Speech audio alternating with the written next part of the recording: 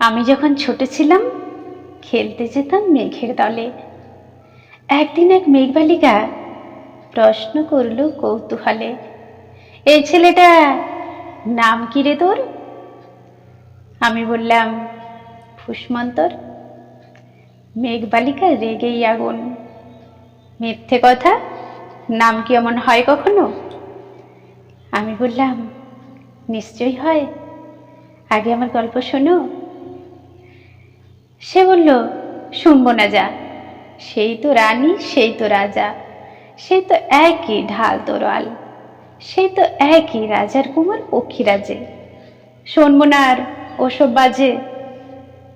আমি বললাম, তোমার জন্য নতুন করে লিখবো তবে।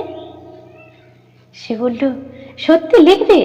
বেশ, তাহলে মস্ত করে লিখতে হবে, মনে থাকবে, লিখে কিন্তু আমায় দিবি। আমি বললাম, তোমার জন্য লিখতে পারি এক পৃথিবী। লিখতে লিখতে লেখা যখন সবে মাত্র 2-4 পাতা, হঠাৎ তখন ভূত চাপলো আমার মাথায়। খুঁজতে খুঁজতে চলে গেলাম ছোটবেলার মেঘের মাঠে। গিয়ে দেখি চেনা মুখ তো একটিও নিয়ে তল্লাটে। একজনকে মনে হলো তারই মধ্যে অন্যরকম। এগিয়ে গিয়ে বলি তাকে, তুমি কি সেই মেঘবালিকা?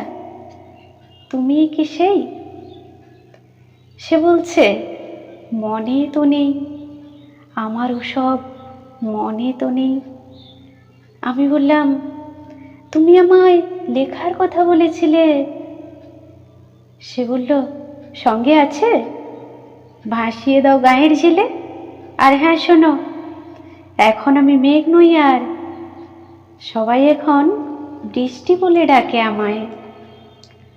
বলেই হঠাৎ এক পশলায় চুল থেকে নখ আমায় পুরো ভিজিয়ে দিয়ে অন্য অন্য বৃষ্টি বাদল সঙ্গে নিয়ে মিলিয়ে গেল খরস্রোতায়, মিলিয়ে গেল দূরে কোথায়, দূরে দূরে। বৃষ্টি বলে ডাকে আমায়, বৃষ্টি বলে ডাকে আমায়। আপন মনে বলতে বলতে আমি কেবল বসে রইলাম, ভিজে একসা কাপড় জামায় গাছের তলায় বসে রইলাম। বৃষ্টি নাকি মেঘের জন্য?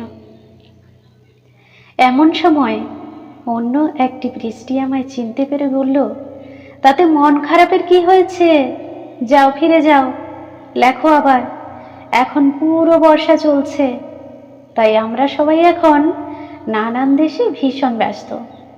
তুমিও যাও, মন দাও গে তোমার কাছে, বর্ষা থেকে ফিরে আমরা নিজেই যাব তোমার কাছে।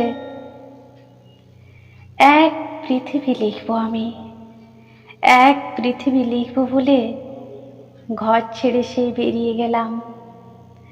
ঘর ছেড়ে সেই ঘর বাঁধলাম গহন বনে, সঙ্গী শুধু কাগজ কলম। একাই থাকবো, একাই দুটো ফুটিয়ে খাবো, 2-1 মুঠো ধুলো বালি যখন যারা আসবে মনে, তাদের লিখবো, লিখেই যাব। এক পৃথিবীর 100 রকম স্বপ্ন দেখার সাধ্য থাকবে যে রূপকথায়, সেই রূপকথা আমার একার।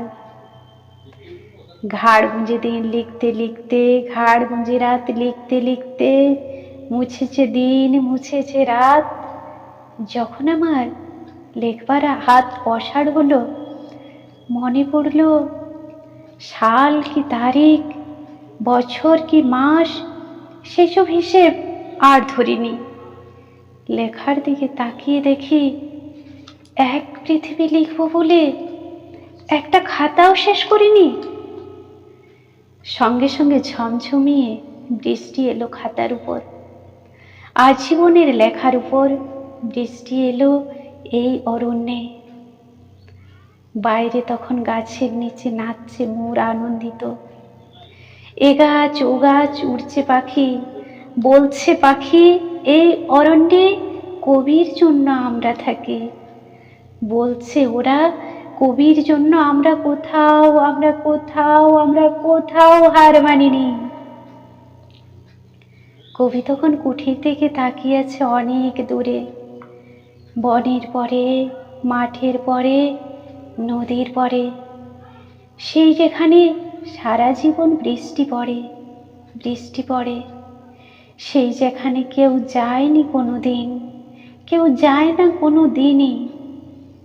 আজ সে কবি দেখতে পাচ্ছে সেই দেশে সেই ঝর্ণা তলায় এদিক ওদিক ছুটে বেড়ায় সোনায় মোড়া মেঘ হরিণী, কিশোর বেলার সেই হরিণী। ধন্যবাদ।